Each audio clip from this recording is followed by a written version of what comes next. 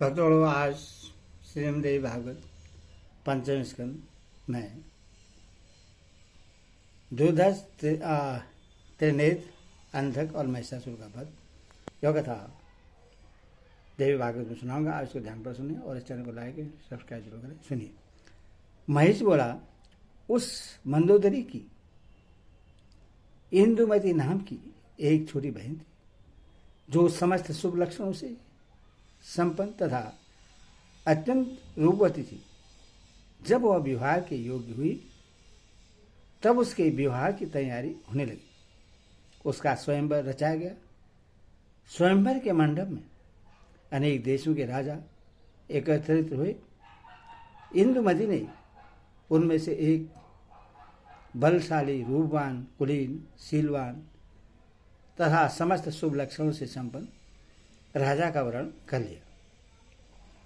उसी समय वह मंदोदरी देव योग से एक धूर्त, शठ तथा चातुर संपन्न राजा को देखकर कामातुर हो उठी और उस पर मोहित हो गई। उस कोमलांगी ने अपने पिता से कहा, हे पिताजी, अब आप मेरा भी विवाह कर दीजिए।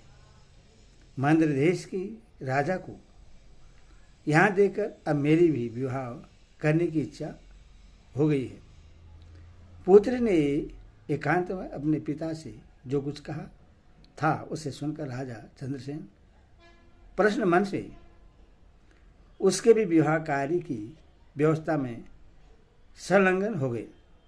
तत्पश्चात मध्य देश के उन राजा को अपने घर बुलाकर उन्होंने विवाहिक विधि के अनुसार उन्हें अपनी कन्या मंदोदरी सौंप दी और बहुत सा विवाहिक उपहार प्रदान किया। मंद्रदेश चारुदेशणी भी उस सुंदरी को पाकर बहुत प्रसन्न हुआ और संतुष्ट होकर स्त्री के साथ अपने घर चला गया। राजाओं में श्रेष्ठ वह चारुदेशन बहुत दिनों तक उस कामिनी के साथ रमण करता रहा। एक दिन वह किसी दासी के साथ एकांत में रमण कर रहा था। शैलेंद्री ने यह बात मंदोदरी को बता दी और उसने स्वयं जाकर पति को उस स्थिति में देख लिया। तब उसने मुस्कुराकर क्रोध के साथ राजा को बहुत उपालभ किया। इसके बाद पुनः किसी दिन मंदोदरी ने राजा को एक रूपवती दासी के साथ एकांत में क्रीड़ा विहार करते हुए देख लिया। यह देखकर उस समय उससे महान कष्ट हुआ। वह सोचने लगी, जब मैंने इसे स्वयंवर में देखा था तब मैं इस छठ के विषय में ऐसा नहीं समझ पाई थी। मैंने मोहबस यह क्या कर डाला। इस राजा ने तो मुझे ठग लिया। अब मैं क्या करूं? केवल संताप ही मिला। ऐसे निर्दय, निर्दयी और धूर्त पति के प्रति प्रेम कैसे हो सकता है? अब मेरे जीवन को धिक्कार है। आज से मैं संसार में पति के साथ सहवास से प्राप्त होने वाले सारे सुख का त्याग कर रही हूं। अब मैंने संतोष कर लिया। मैंने यह काम कर डाला जिससे मुझे नहीं करना चाहिए था, इसीलिए वह मेरे लिए कष्टदायक सिद्ध हुआ। अब यदि मैं देह त्याग करती हूँ तो वह दुस्तर आत्महत्या के समान होगा। यदि पिता के घर चली जाऊँ तो वहाँ भी सुख नहीं मिलेगा और वहाँ पर मैं अपनी सखियों की हंसी का पात्र बनी रहूंगी। इसमें कोई शेष नहीं है। अब वैराग्य युक्त होकर भोग विलास के सुख का परित्याग करके काल योग से मुझे यहीं पर निवास करना चाहिए। महेश बोला, ऐसा विचार करके वह नारी सांसारिक सुख का परित्याग करके दुख तथा शोक से संतप्त रहती हुई अपने पति के घर पर ही रह गई। अतः हे कल्याणी, उसी प्रकार तुम भी मुझे मुझ राजा पति का अनादर करके पुनः कामातुर होने पर किसी अन्य मूर्ख या कायर पुरुष का आश्रय ग्रहण करोगे। अतः स्त्रियों के लिए परम हितकारी तथा सच्ची मेरी यह बात मान लो। इससे न मानकर तुम बहुत कष्ट उठाओगी, इसमें संदेह नहीं है। देवी बोली, हे मंद बुद्धि, अब तुम पाताल लोक भाग जाओ अथवा मेरे साथ युद्ध करो। मैं तुम्हें तथा सभी असुरों को मारकर सुखपूर्वक यहाँ से चले जाऊंगी। हे दानव, जब जब साधु पुरुषों पर संकट आता है तब तब उनकी रक्षा के लिए मैं देह धारण करती हूँ। हे दैत्य, वास्तव में मैं निराकार और अजनबा हूँ, तथा भी देवताओं की रक्षा करने के लिए रूप और जन्म धारण करती हूँ। यह तुम निश्चित समझ लो। मैं सत्य कहती हूँ कि देवताओं ने तुम्हारा वध करने के लिए मुझसे प्रार्थना की थी। हे महेश, तुझे मारकर मैं सर्वदा निश्चित हो जाऊंगी। अतएव अब तुम मेरे साथ युद्ध करो अथवा असुरों की निवास भूमि पाताल लोक को चले जाओ। अब मैं तुम्हें निश्चय ही मार डालूंगी। मैं यह बिल्कुल सच कह रही हूँ। व्यास जी बोले, देवी के ऐसा कहने पर महिषासुर धनुष लेकर युद्ध करने की इच्छा से संग्राम भूमि में डट गया। वह पत्थर पर घिसकर नुकेले बनाए गए बाणों को कान तक खींचकर बड़े वेग से छोड़ने लगा। तब भगवती ने कुपित होकर अपने लोहमुख बाणों से उसके बाणों को काट डाला। अब देवी और दानव महेश में भीषण संग्राम होने लगा। वह युद्ध अपनी अपनी विजय चाहने वाली देवताओं और दानवों के लिए बड़ा भयदायक था। उसी समय दूधर नामक दैत्य बीच में आकर भगवती को कुपित करता हुआ उन पर अतिशय दारुण और विषैले बाणों की वर्षा करने लगा। तब भगवती ने क्रोधित होकर उस पर तीक्ष्ण बाणों के द्वारा प्रहार किया, जिससे दूधर प्राणहीन होकर पर्वत शिखर की भांति पृथ्वी पर गिर पड़ा। दूधर को मृत देखकर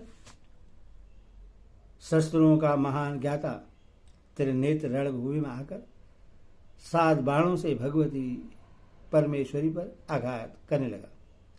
वे बाण देवी के पास पहुंच भी नहीं पाए थे कि बीच ही में उन्होंने अपने बाणों से उन बाणों को काट दिया।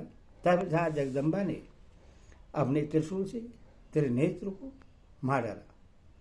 तब त्रिनेत्र को मारा गया देखकर तुरंत अंधक आ गया और उसने अपने लोहमयी गदा से सिंह के मस्तक पर प्रहार कर दिया। किंतु सिंह क्रोध में भरकर अपने तीक्ष्ण नखों के प्रहार से उस महान बलशाली दानव का वध करके उसका मांस खाने लगा।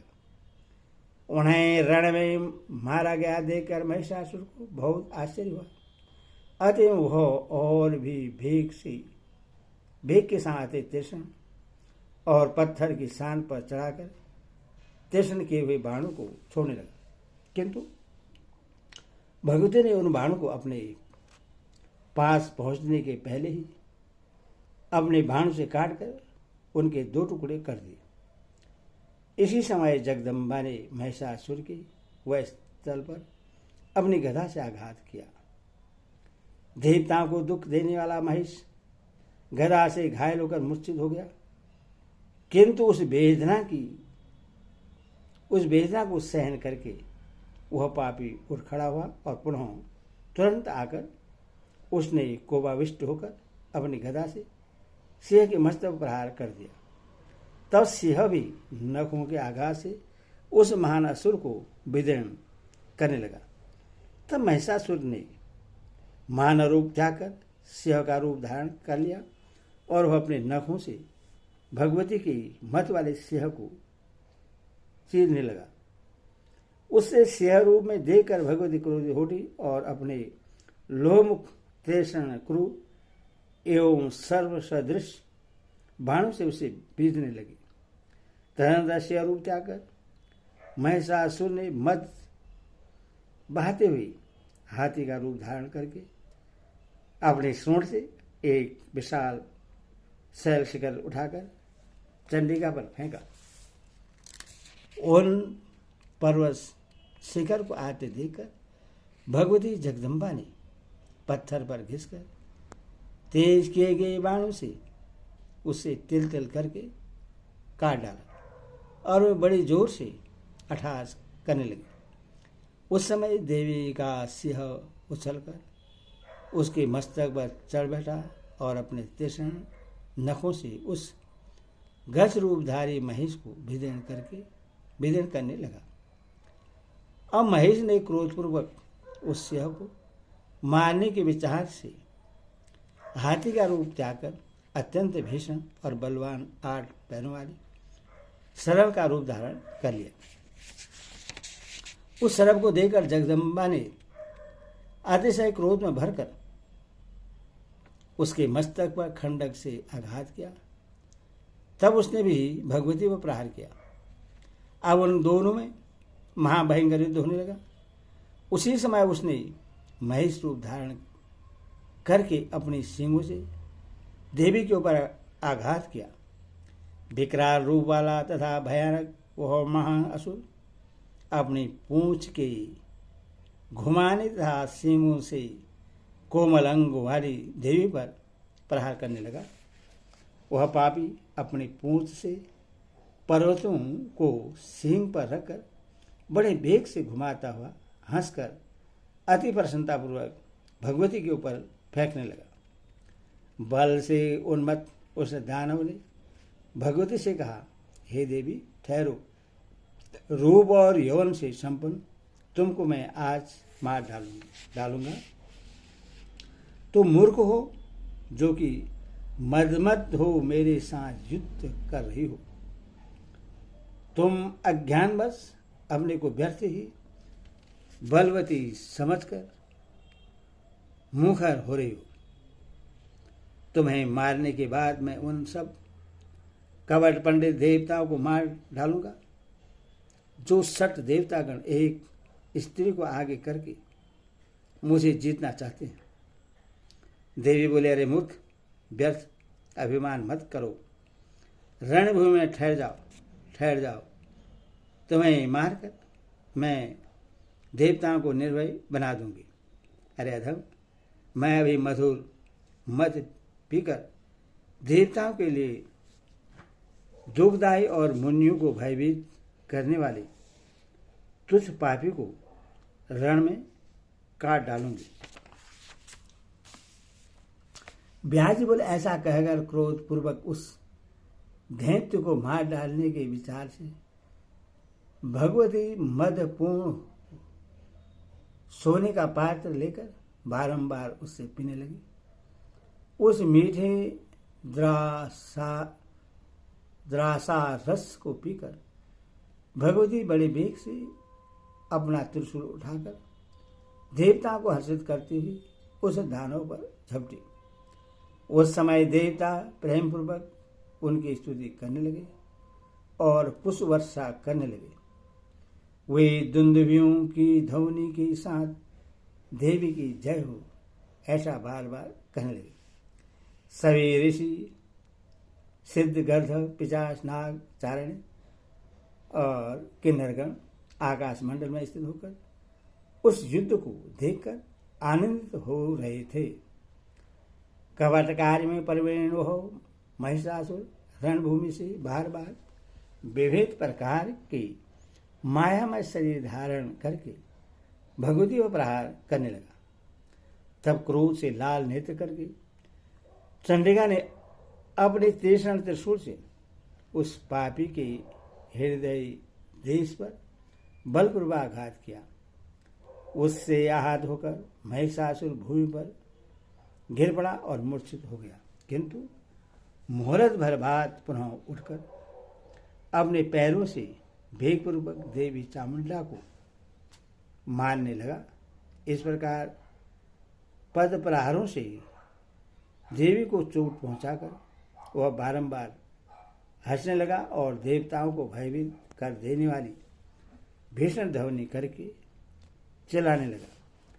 तदनंतर भगवती ने 1000 अरुण और सुंदर नाभि वाला एक उत्कृष्ट चक्र हाथ में लेकर अपने समक्ष खड़े महिषासुर से उच्च स्वर में कहा, अरे मदानंद, तुम्हारे गले को काट डालने वाले इस चक्र की ओर देखो। तनिक देर और ठहरकर अब तुम यमलोक के लिए प्रस्थान कर दो। ऐसा कहकर जगदम्बा ने युद्ध भूमि में उस दारुण चक्र को चला दिया। तब चक्र से उस दानव का सिर कट गया। उस समय उसके कंठ की नली से इस प्रकार उष्ण रक्त बहने लगा जैसे गेरू आदि से युक्त लाल पानी का झरना बड़े वेग के साथ पर्वत से गिर रहा हो। मस्तक कट जाने पर उस दानव का धड़ घूमता हुआ भूमि पर गिर पड़ा। उस समय देवताओं के मुख से सुख की वृद्धि करने वाला विजय घोष होने लगा। अब भगवती का महाबली सिंह मानो भोग से व्याकुल होकर रणभूमि में भागते हुए दानों को खाने लगा। हे नृप, कुरु महिषासुर के मर जाने पर जो कोई दानव मरने से शेष बच गए थे, वे भय से सत्रस्त होकर पाताल चले गए। उसके मर जाने पर भूमंडल पर जो भी देवता, मुनिगण, मनुष्य और साधुजन थे, वे परम आनंदित हो गए। भगवती चंडिका भी रणभूमि छोड़कर एक पवित्र स्थान में विराजमान हो गई। देवता भी उन सुख प्रदान करने वाली भगवती की स्तुति करने की इच्छा शीघ्र ही वहां आ पहुंचे। एरे श्रीम देवी भागवत महापुराणी श्रेष्ठ 10 सहस्राण सहिताय पंचम स्कंदे महिषासुरवधो नामोष्टाध्याय।